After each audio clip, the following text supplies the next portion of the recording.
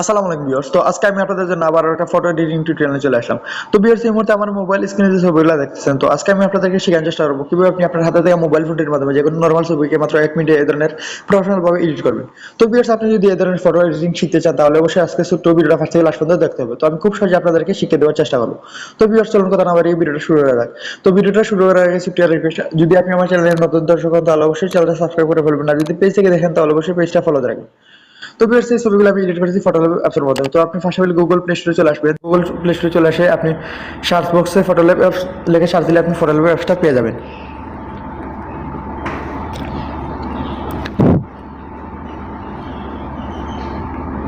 তো এই যে এটা হচ্ছে কি ফটোল্যাব অ্যাপস। তো আমি আগে থেকে এই ফটোল্যাব অ্যাপসটা ডাউনলোড করে রাখছি। তো যদি আপনার ফোনে এই অ্যাপসটা না থাকে তাহলে অবশ্যই আপনি এই অ্যাপসটা ডাউনলোড করে নেবেন। তারপর আপনি সরাসরি এই ফটোল্যাব অ্যাপসে চলে আসবেন। তারপর আপনি এই ধরনের একটা ইন্টারফেস পেয়ে যাবেন। তো আপনি আপনার ছবি এডিট করার জন্য যে এডিট ফটো এখানে ক্লিক করবেন। তো আমি আপনাদেরকে দেখানোর সাথে আমি একটা নর্মাল ছবি এখান থেকে ইনপুট করে দিচ্ছি। তো ভিউয়ার্স, একটু খেয়াল করে দেখেন এই ছবিটা কত নর্মাল একটা ছবি, আর এই ছবিটাকে আমি প্রফেশনালভাবে এডিট করে দেখাবো।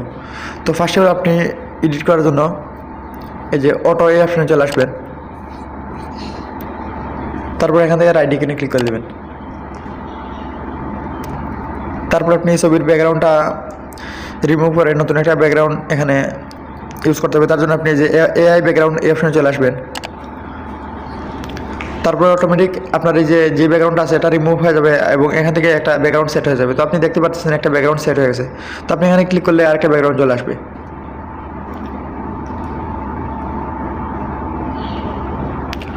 তো এইভাবে আপনি এখান থেকে এই যে অসংখ্য ব্যাকগ্রাউন্ড আপনি এখানে পেয়ে যাবেন। তো এখান থেকে আপনি ক্লিক করলেই একটার পর একটা ব্যাকগ্রাউন্ড চেঞ্জ হবে। তাছাড়া আপনি চাইলে এখান থেকে যদি কাস্টমভাবে আপনি লিখে দেন আপনি কী ধরনের ব্যাকগ্রাউন্ড চান, তো সেই ধরনের ব্যাকগ্রাউন্ড এখানে আপনি পেয়ে যাবেন। তো আমি আপনাদেরকে দেখানোর সাথে কাস্টম একটা কিছু লিখে দিচ্ছি। তো আমি এই যে একটা লিখলাম natural green sunset blur background. তো আমি এই ব্যাকগ্রাউন্ডটা চাই আমার ছবিতে, তো তার জন্য আমি এটা লিখে সার্চ করতেছি। তো আপনি যে ধরনের ব্যাকগ্রাউন্ড চান তো এখানে লিখে দিলেই আপনি ওই ব্যাকগ্রাউন্ডটা পেয়ে যাবেন, আপনার ছবির সাথে অ্যাডজাস্ট হয়ে যাবে। তো এখান থেকে আপনি লিখে নেক্সট এই অপশনে ক্লিক করলেই আপনার ব্যাকগ্রাউন্ডটা চলে আসবে।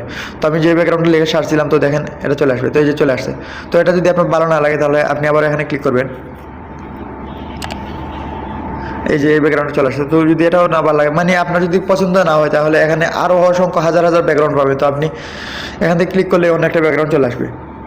তো এই ব্যাকগ্রাউন্ডটা আমার কাছে ভালো লাগতেছে। তো এই দেখুন এটা ছিল ছবির আগে আর এটা হচ্ছে কি ছবির ব্যাকগ্রাউন্ড। তো আপনার যদি ব্যাকগ্রাউন্ডটা ভালো লাগে তাহলে আপনি এখান থেকে রাইট এখানে ক্লিক করে দেবেন।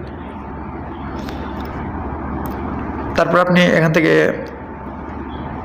এই যে অ্যাডজাস্ট এই অপশনে চলে আসবেন। তো আপনার ছবিটা যদি অ্যাডজাস্ট করতে হয়, মানে আপনার ছবিটা যদি একটু ব্ল্যাক টাইপের হয় অথবা ব্যাকগ্রাউন্ডের কোনো পরিবর্তন চান তো আপনি এখান থেকে ছবিটা একটু অ্যাডজাস্ট করে নিতে পারেন। তো আমি হালকা একটু অ্যাডজাস্ট করে নেব।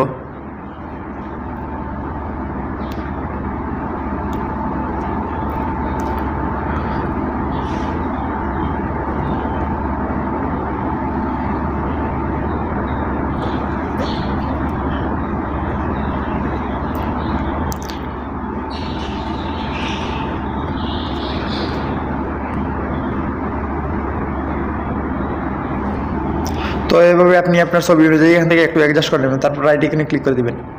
তারপর যদি আপনার ছবিটা একটু গুলা হয় বা নর্মাল হয় তাহলে আপনি এখান থেকে এনহ্যান্স অপশনটা পেয়ে যাবেন। এই যে এনহ্যান্স, তো এখান থেকে আপনি এনহ্যান্স করে নিতে পারেন।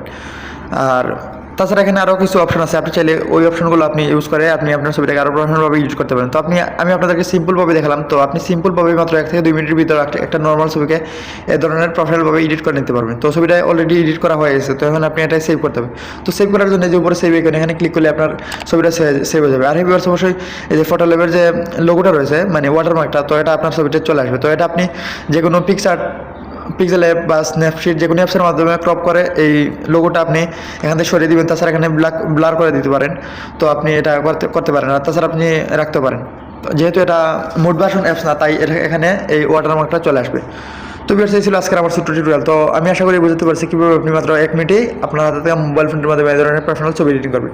তো ভিডিওটা ভালো লাগলে একটা লাইক করে দেবেন, আর চ্যানেলে নতুন দর্শক হলে অবশ্যই চ্যানেল সাবস্ক্রাইব করে ফেলবেন। ধন্যবাদ ভিডিও দেখার জন্য।